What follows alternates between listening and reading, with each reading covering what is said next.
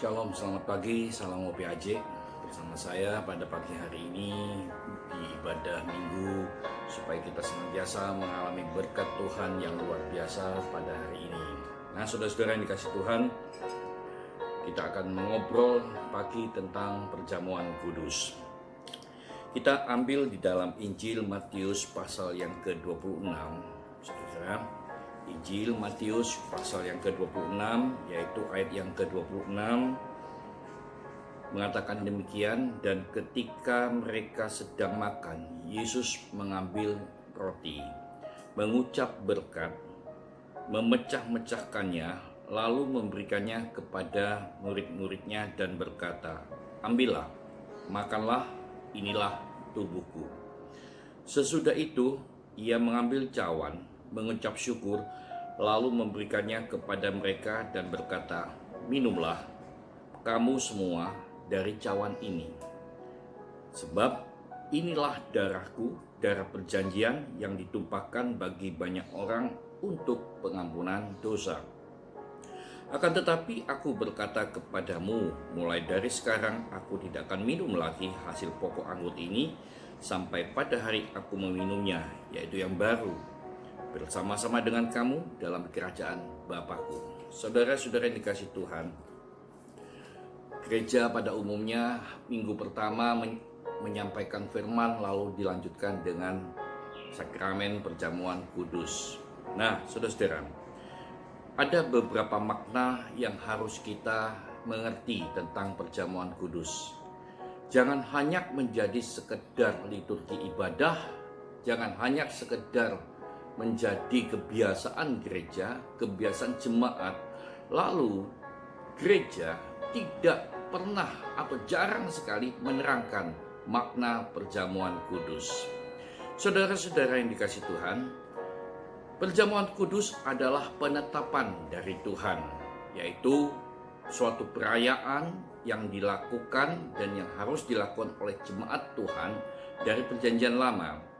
Ketika bangsa Israel, ya saudara, keluar dari Mesir, mereka diminta untuk mengadakan perayaan pembebasan Paskah, bahwa mereka dibebaskan dari bangsa Mesir, keluar dari tanah Mesir, keluar dari penjajahan, keluar dari semuanya. Dan ketika mereka mengadakan perayaan, yaitu mereka bebas, ada korban Paskah, ada anak domba yang disembelih, bahkan ada pengorbanan yang luar biasa yang Tuhan adakan. Tetapi kemalangan bagi bangsa Mesir, itulah yang ke-10, anak sulung mereka mati semua. Nah, saudara-saudara yang dikasih Tuhan, mereka diingatkan, dan setiap mengadakan perayaan Paskah, Passover, pembebasan bangsa Israel dari Mesir, mereka selalu mengadakan perayaan. Bahkan perayaan ini, ya saya kutip, di dalam bahasa Ibrani-nya disebut seder, yaitu merayakan pembebasan bangsa Israel dari Mesir. Nah, saudara, dan mereka mengadakan perayaan dengan roti yang tidak beragi, mengadakan suatu kerendahan hati kepada Tuhan, mengadakan suatu penundukan diri kepada Tuhan. Dan jika mereka tidak melakukan itu, saudara, maka mereka dianggap merendahkan Tuhan. Nah, saudara, sebab itu pada zaman sekarang perayaan sakramen perjamuan kudus ini harus kita hargai, kita maknai, kita pahami bahwa ini merupakan suatu penghormatan kita kepada Tuhan. Nah, saudara-saudara, pada perjanjian baru, Tuhan Yesus mengajarkan juga tentang perjamuan kudus, yaitu dalam Injil Matius 26 ayat yang ke-26 tadi yang telah kita baca. Ya, mereka berkumpul bersama dengan Tuhan Yesus. Mereka bersama-sama makan bersama dengan Tuhan Yesus. Mereka melihat Tuhan Yesus mengambil roti, lalu memecah-mecahkannya, membagikan kepada para murid. Lalu mereka dibagikan juga kepada para murid, dan para murid kembali memecah-mecahkannya roti itu dan untuk dimakan bersama-sama, saudara-saudara. Setelah mereka makan bersama-sama, kemudian Tuhan Yesus mengambil cawan, saudara, untuk mengucap syukur, lalu mendoakan sebagai sebagai persekutuan dari perjamuan itu, saudara-saudara. Nah, saudara-saudara, yang perlu kita maknai ialah ketika Tuhan Yesus mengambil roti, Tuhan Yesus memecah-mecahkannya bukan berarti melambangkan tubuh Kristus yang terpecah, tetapi merupakan suatu pembagian yang rata, pembagian yang sama tentang keselamatan Tuhan, pembagian yang luar biasa tentang kuasa Tuhan kepada kita semua. Keselamatan saya dan saudara adalah sama di dalam Kristus. Keselamatan kita semua sama di dalam Kristus. Sebab itu, saudara-saudara yang dikasihi Tuhan, lalu Tuhan Yesus juga mengambil cawan, suatu anggur yang ditaruh di dalam cawan, lalu Tuhan Yesus meminum, lalu membagikan kepada para murid dengan maksud supaya para murid menyadari ini adalah persekutuan dengan Tuhan yang terakhir ketika ada di dunia. Dua hal yang harus kita pahami, yaitu Yesus ada bersama dengan para murid pada saat perjamuan kudus. Artinya juga Yesus juga ada di tengah-tengah kita pada saat kita melakukan sakramen perjamuan kudus. Kenapa? Karena mengingatkan kita bahwa kita sudah ditebus oleh Tuhan Yesus. Kita mengucap syukur atas penebusan dan pengorbanan Tuhan Yesus. Nah, saudara-saudara, Tuhan Yesus yang kedua, Tuhan Yesus dalam dua hal tadi, yaitu roti dan anggur, saudara-saudara. Tuhan Yesus mengadakan satu hal, yaitu pengucapan syukur. Mengucapkan berkat dan mengucap syukur atas kedua halnya. Supaya apa? Supaya kita ini mengerti, saudara-saudara, bahwa hidup ini adalah karena berkat, dan ketika kita diberkati, kita harus mengucap syukur. Nah, saudara-saudara yang dikasihi Tuhan, inilah makna yang diingatkan oleh Tuhan Yesus untuk kita semua. Sebab itulah Rasul Paulus di dalam 1 Korintus 10, saudara-saudara, sebelum Rasul Paulus mengajarkan tentang perjamuan kudus di dalam pasal 11, Rasul Paulus mengatakan demikian, ayat yang ke-14. Karena itu, saudara-saudaraku yang kekasih, jauhilah penyembahan berhala. Aku berbicara kepadamu sebagai orang-orang yang bijaksana. Pertimbangkanlah sendiri apa yang aku katakan. Bukankah cawan pengucapan syukur yang atasnya kita ucapan syukur adalah persekutuan dengan darah Kristus? Bukankah roti yang kita pecah-pecahkan adalah persekutuan dengan tubuh Kristus? Karena roti adalah satu, maka kita sekalipun banyak adalah satu tubuh. Karena kita semua mendapat bagian dalam roti yang satu itu. Nah, saudara-saudara, Rasul Paulus mengajarkan kepada sidang jemaat Korintus, semua jemaat yang mempunyai karakter yang berbeda, mempunyai budaya yang berbeda, mempunyai pendidikan yang berbeda, mempunyai jabatan yang berbeda. Hampir sebanyak perbedaan di tengah-tengah jemaat. Rasul Paulus mengajarkan jangan sampai ada perpecahan. Jangan sampai ada suatu hal yang salah. Sebab itu Rasul Paulus mengajarkan dalam sidang Korintus suatu pengajaran yang penuh dengan kebenaran, bahwa mereka mendapatkan roti dari roti yang satu sebagai lambang tubuh Kristus. Artinya tidak ada keselamatan yang lain selain Tuhan Yesus. Bahkan Rasul Paulus mengajarkan dari satu cawan berkat yang diterima, yang diminum oleh kita semua. Artinya hanya satu darah yang menebus, yaitu darah Tuhan Yesus. Sebab itu Rasul Paulus mengajarkan kepada jemaat Korintus, jangan lagi ada perjamuan yang bukan dari Tuhan. Sebab dahulunya mereka mengadakan juga perjamuan, mengadakan persembahan-persembahan kepada berhala, mengadakan juga cawan-cawan persembahan kepada berhala, dan mereka meminum. Dualisme dalam hal hidup mereka diubah oleh Rasul Paulus untuk masuk dalam pengajaran yang benar, yaitu supaya mereka ada dalam satu tubuh, satu darah, yaitu tubuh Kristus dan darah Kristus. Nah, saudara-saudara yang dikasihi Tuhan, penetapan Tuhan dari perjanjian lama, lalu penetapan Tuhan Yesus dari perjanjian baru, lalu pengajaran, penyampaian, penerusan dari Rasul Paulus kepada jemaat adalah hal-hal yang harus kita mengerti juga. Saudara-saudara, ada beberapa hal yang harus kita tahu dalam hal ini. Janganlah kita menyalahgunakan makna perjamuan kudus. Jangan sampai kita menjadikan perjamuan kudus ini sebagai sebagai jimat ataupun hal-hal yang lain. Tapi ajarkan kepada orang lain makna perjamuan kudus. Roti yang terpecah adalah roti yang dibagikan kepada umat manusia untuk mereka menerima satu keselamatan, penebusan Tuhan Yesus Kristus.